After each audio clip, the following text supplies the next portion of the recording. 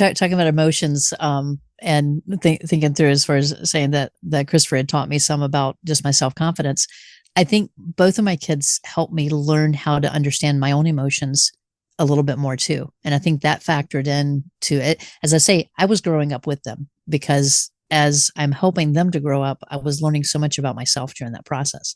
But trying to explain to these little guys why they felt like they did and to put names on it and all, it helped me identify what my own emotions were. Hey, I'm Megs, and welcome to the Free to Be You podcast. I am an identity and alignment coach who is passionate about helping you move into the second chapter of your life as the freest, most self-expressed version of who you really are. If there's one thing I know for sure, it's that when you decide to go on this journey and rediscover you, you are going to need people around you who are going to encourage you to keep moving forward and keep choosing yourself. I have created a free community of women who are doing just that. It's called the Freed to Rediscover You group. It's over on Facebook. The link is in the show notes below this episode. I would love to see you there. I would love to support you on your journey to moving through self-abandonment and into full self-expression. My guest today is Tonya Wollum. She is the creator and the host of the Water Prairie Chronicles, a podcast created to support parents of children with disabilities and special needs.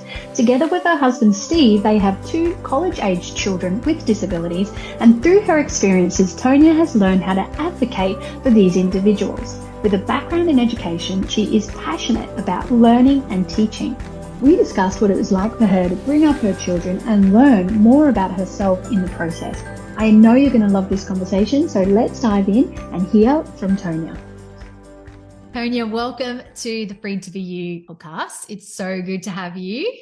Thank you for having me. I've been looking forward to chatting with you and counting down the days to be able to connect with you here. So thank you for having me. Amazing. Well, I would love to start, as I always do, with a little bit about you. One of the things that we both connect over is the fact that we are mums with older children. So I'd love to know a little bit about what you're doing and tell us about your podcast, because I know you're also a podcast host, which is super cool to have someone else in the same space because we both know what we're doing to a point.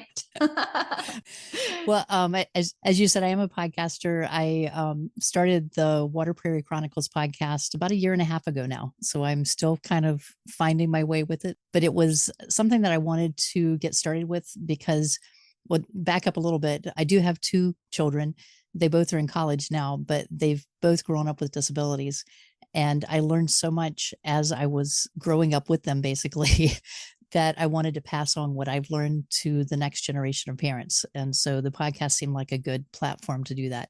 So, through that, we have interviews with people who have grown up with disabilities, parents of children with disabilities, professionals and organizations that support families with special needs.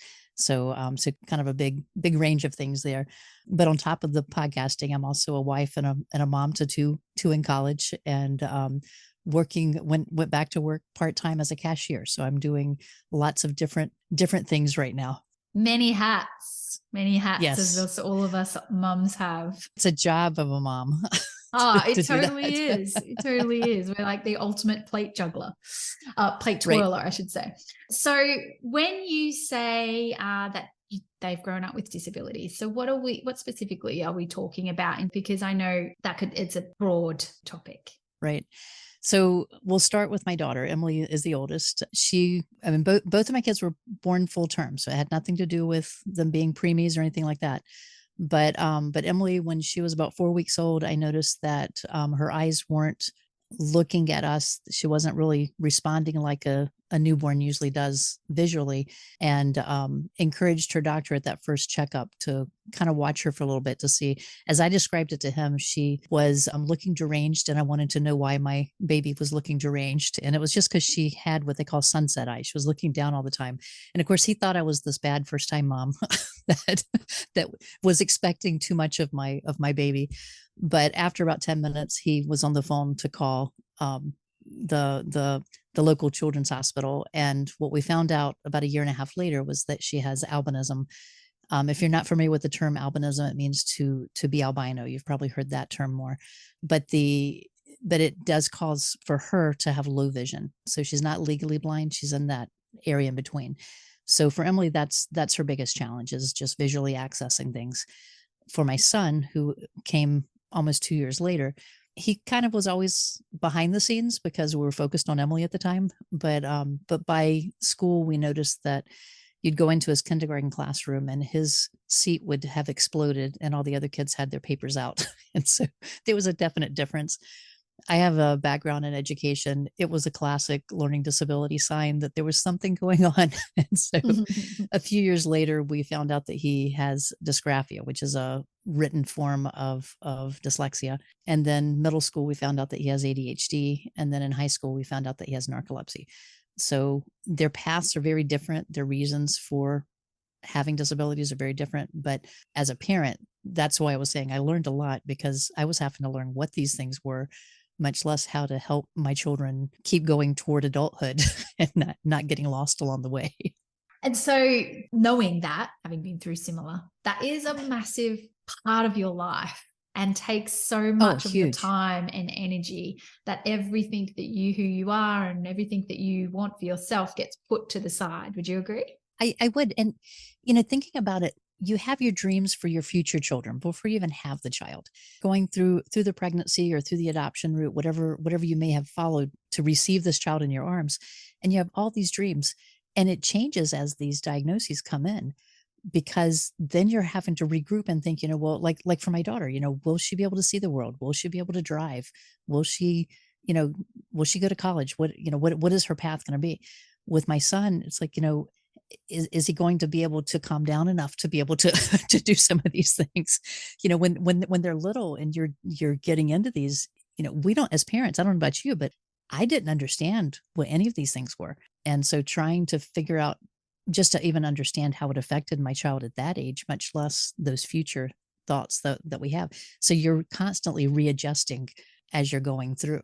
And Yeah. And I know you've experienced this as well, just trying Yeah.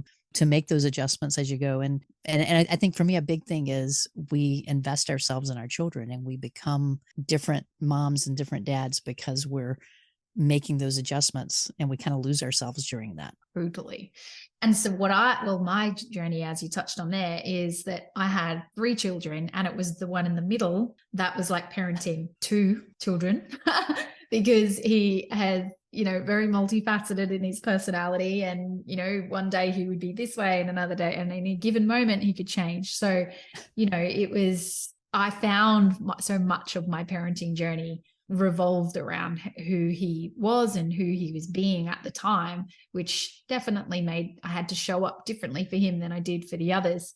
And so that's been a big, healing journey for me and for all 3 of them over the years, especially now they're older, because I did put so much of my time into him and so much of my blood, sweat, and tears into making him the best adult that I can.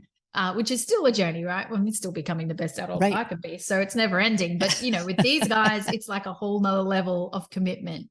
And you mentioned the piece of focusing more on one. Now you had 3. I was just trying to juggle 2 of them. I don't know how you did the 3. But I don't know about you, but you go through those times where you do feel like, well, am I neglecting this one because we're focused on this one? And I used to laughingly tell my kids, you both can't have problems at the same time because I can't do this. It's got to be one or the Exactly. other. If one Never would have works a out that way. tantrum, I would look at the other. Yeah, they were not allowed to have tantrums at the same time. It's like, and they kind of helped me out by doing that, not intentionally. That's just how it worked out, where they hit different stages at different times. So Of course. it did help. So we didn't, even though they're 2 years apart, we didn't hit those teenage years, that the early ones, especially where the girls have the attitude and the boys don't want to listen to anything. They hit those a little bit out of sync. So I didn't have Yeah, them both at the same time with that that's good. stage. But I do remember thinking, I'm spending so much time on this one that I'm neglecting this one. And it went back and forth at different times. And that was hard to know, am I hurting them? Yeah. What are their memories as they get older, that type thing. Yep, for sure. And you worry as a mum that you're not being everything you could be to all of them at the same time, like you say. But I worried a lot personally, and I don't know if you experienced this, about what other people thought of me as a mum as Yes. well. Because the tantrums or the meltdowns, as I like to call Right. them, could happen at any moment and anywhere. And they did. And so what I experienced, and I'd love to know how you felt about this, is if that happened and there were other people around, how I felt about myself and the feelings that I had around myself as a mum. Let's just say, those feelings of shame as like not being good enough to have a child who's well behaved like everybody else is, or well behaved in inverted commas, right? Because obviously there's Right. more going on, and these people don't know that. So there's all these thoughts that get mushed together in this big emotional soup when your child has a meltdown, that you're trying to actually show up and handle it as best as you can. And the feelings of shame is debilitating. So I was that parent. Well, I wasn't even the parent at the time.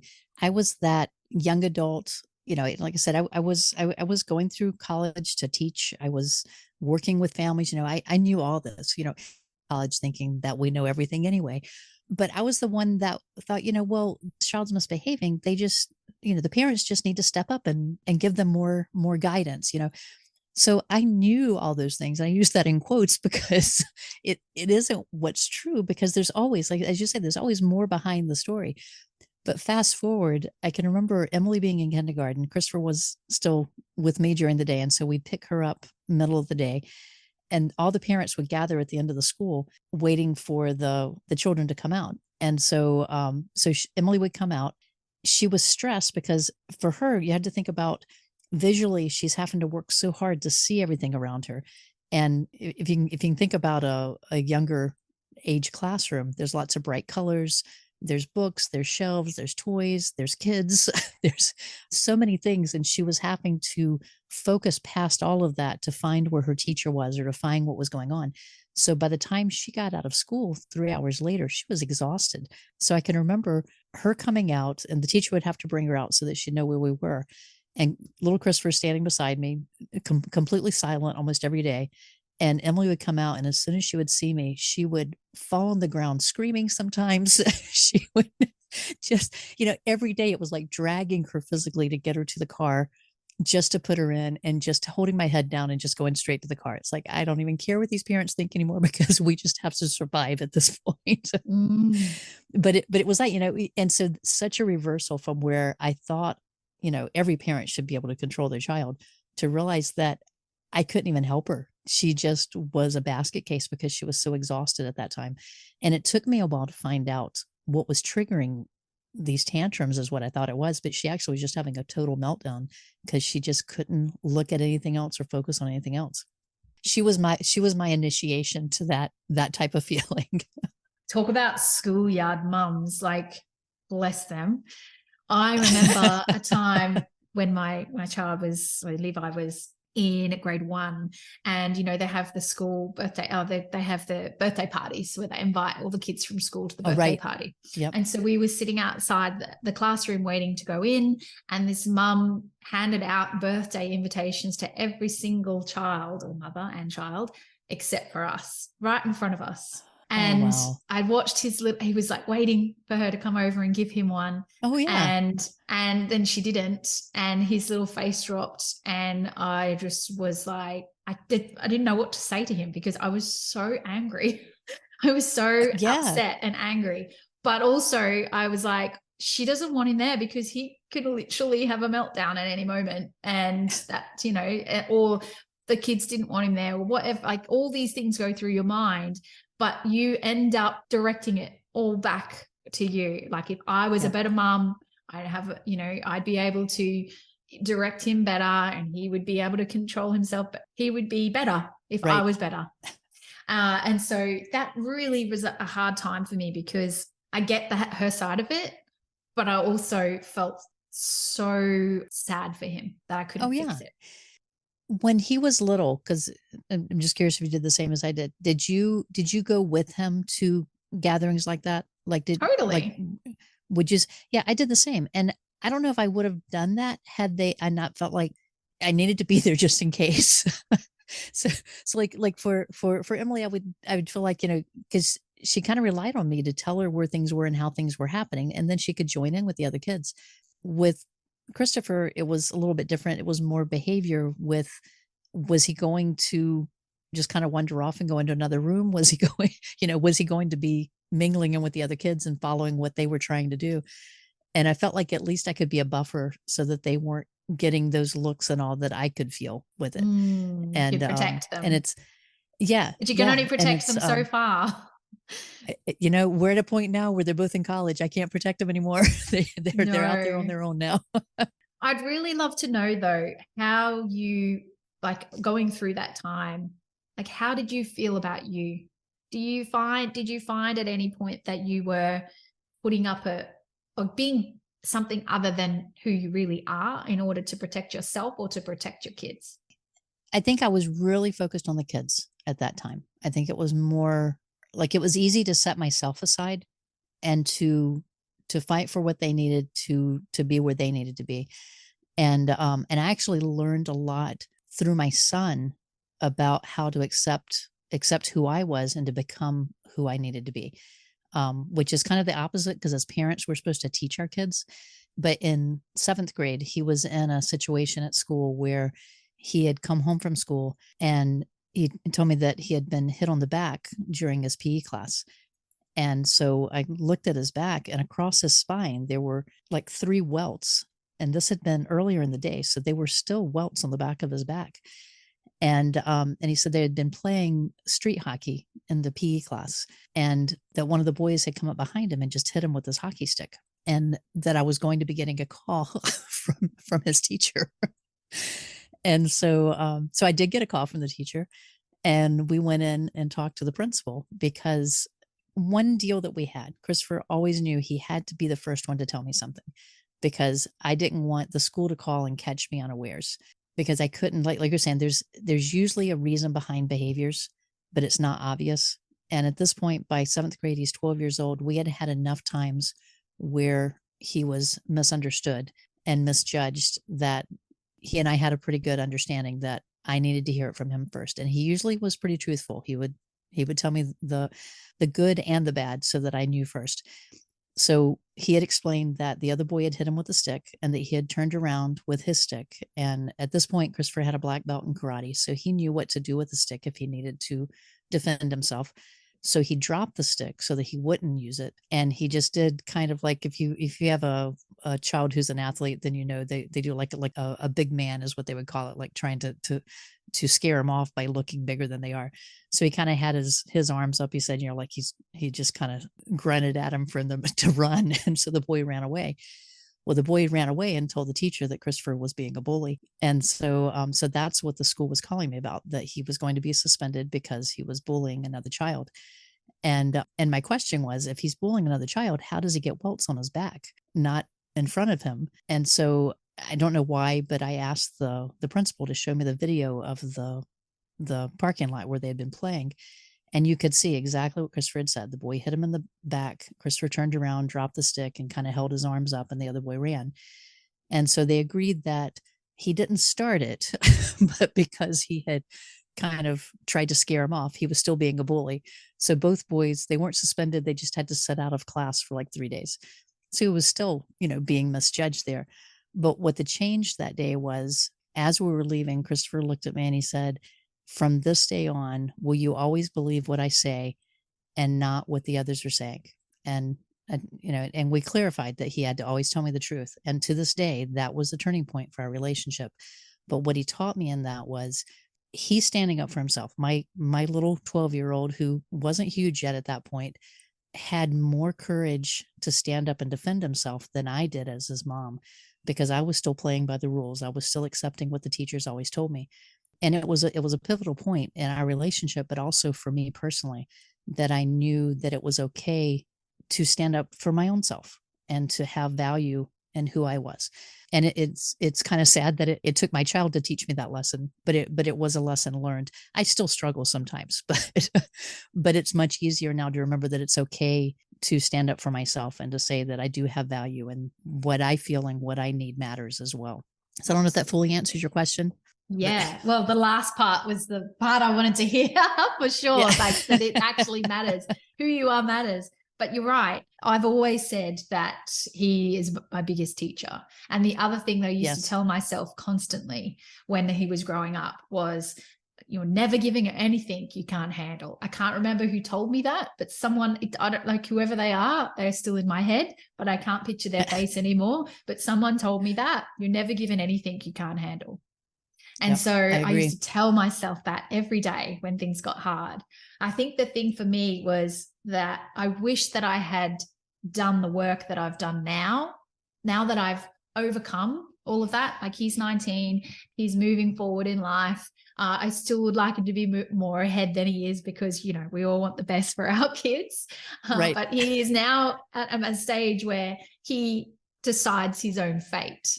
And to let go of that has been really challenging, because for a very, very big part of his life, I was the container that kept him safe, which was what I identified as a mum as. That was my identity. I was this mum who had this child who had to behave in this way, or show up in a way that kept him safe from the world. And then he got older, and I couldn't be that anymore, and he didn't want me to be that anymore. And so then there was this void there that I had to try and navigate, because there's this big gap in my time, to the point where he lives with his dad now. So he's not even under my roof. So being able to let go of that. Well, you called it control before. I don't feel like I ever really had control of him. I tried, but you know, that holding that space for him that was safe, letting go of that, because that's what he wanted, has been so challenging. But who am I without that? It has also been a big challenge and a big coming back from. And so what I'm getting at is, I wish that I had done the work that I have on myself now to know who I really am, because I would have showed up differently as a mum for him back then. But so much of who I am is a result of him and that journey I had with him. So it's like this double-edged sword. You can't have it one without the other. But boy, if I could go back, I'd be different. Do you know what I mean? It is true, because, you know, as young moms, when these kids came into our lives, if we had known what we know now at the other end of that childhood, we'd be phenomenal moms, you know, because we would have all the answers. It doesn't have but to. Maybe we're not supposed to at that point. 100%. They don't come with a manual. We don't get given anything. We just got to figure it out. And it's a good way to forgive our own mums as well. You know, it's like, well, they did the best with what they knew at the time and the tools they had. And, you know, we're grateful because we are here because of them. But we hope that our children also feel the same way. But you know where I'm coming from there. It's like we're always going to wish that we could go back or you think about specific times where something happened that you could have handled it differently if you'd known what you know now. You can't go back there. So there's this reframing that has to happen in order for us to have peace around those things. Right. Do you ever replay in your head those situations as far as how else it could go a different way? And I think that's almost like a way that we process so that we're ready for the next time. But maybe not next time, but to a similar situation where you're not sure of how to handle 100%. Something, but now you're stronger going in because you've learned from that one. You've kind of processed it. You've thought of all the things that you should have said that you never said. And that eventually we do it enough times that we actually can say it and stand up. Oh yeah. Totally. Or not really care what their opinions are. You don't have to necessarily be standing up for yourself. It could just be being confident in who you are enough to know that it's okay if they think that I'm being a bad mom, because that's their loss for not getting to know us. You know? Yeah. There were times where, you know, I felt so alone in my journey as a mum because of the things that I was having to learn and go through with him. The biggest thing that makes a difference is educating yourself about what's happening. Yeah. So really understanding what they're going through and what it's like to be in their body. I remember his therapist once, because he had a lot of therapy over the years, but she explained it to me like the meltdowns. She explained it to me like this. She said, it's like, imagine how you would feel if you had a car accident. Immediately after you've hit that car, what would be happening in your body? Like the intense emotions and the fear and all the chemicals that would be going through your body let's call that a 10. I call that a meltdown mode, right? Let's call that 10. And then think about how you feel if you just woke up from this beautiful sleep and you're relaxed, or you come out of a meditation or whatever, you're super, super, super calm. And let's call that 1. And she said, like, most people sit generally, sadly, most adults or most people sit around 4 or 5, which would be nice if we were calmer most of the time. But with the life Right. that we lead, it's usually around 4 or Yep. 5. She said, so that's normal. That's like your baseline. So you can be calmer, and then obviously you can be a 10. She's like, for these guys, so with ASD and ADHD in particular, for these guys, it's like they're at an 8 or a 9 all the time, but they look like they're at a 3 or 4 on the outside, Yep. but internally they are literally at an 8 or a 9. So it doesn't actually take much to tip them over the edge and have them be at a 10 and have a meltdown. Right. Whereas for us, Right. as sitting at a 4 or a 5, it takes a couple of things throughout the day before we, get to that point where we might actually lose it. So that really, really helped me to understand what was happening to him internally, and why it would suddenly he would go from being this calm, beautiful child to being name your favorite dragon, Right. So I really I like helped understanding that in my mind. Like, I understood that. Then I was like, okay, he looks like a 3, but he could be an 8. So we're going to treat him like he's an 8 just in case, right. I like that analogy though. I'll have to remember that. I used to always think about, if you think of adult size emotions, and they're packed into these tiny little bodies. And so they're magnified because you've got so many of them all in there, just jumping around inside this tight little container, ready just to explode. And that's kind of how I would picture it. And you could see it at times where there was no fuse. It was just like kaboom, and it was gone. Yeah. So your explanation was much easier to understand than the way I was picturing it. I do like a good metaphor or analogy, but Yes. I don't know. I feel like when it helped me to feel better about me, when I understood that it didn't actually, when he had a meltdown, had nothing to do with me and whether I was a good mum or a bad mum or whatever. And it also helped me Right. to let go of the things that I was thinking that other people were thinking about it when it happened, if they were around, because I'm like, well, you have no idea. You don't know my child. You don't know what I know about my child. So you can think what you want. Not that was easy, but boy, did that help me. We're talking about emotions, and thinking through, as far as saying that Christopher had taught me some about just my self-confidence. I think both of my kids helped me learn how to understand my own emotions a little bit more too. And I think that factored in to it. As I say, I was growing up with them, because as I'm helping them to grow up, I was learning so much about myself during that process. But trying to explain to these little guys why they felt like they did, and to put names on it and all, it helped me identify what my own emotions were. And because I was a very quiet kid, a rule follower. Like I said, I would, if someone in authority told me to do this, I would do that. No questions asked. That's just what you do. But that's not always the right way. And I'm learning that it's okay to sometimes challenge authority. Never thought that I'd ever be thinking that way. But I think there are times where injustice happens, and we need to recognize that, and to know when it's okay to say, okay, no, this isn't the right thing for us, or this isn't the right thing for, whether it's our child or a girlfriend, or, whatever we're seeing happen, so that we can stand together and we can hold each other up whenever we need to have that. And I think it's really important. You're talking about educating yourself. I think it's also important that we have a community around us to help support us. And what you're providing through your podcast is a great start with that. Just to hear the stories of other people and to learn from each other through these stories, I think is really a good way to get started. If you haven't started figuring this out yet, just hearing it, because I'm learning a lot from the episodes of yours I've already listened to. So yeah, keep them coming, so the rest of us can continue learning.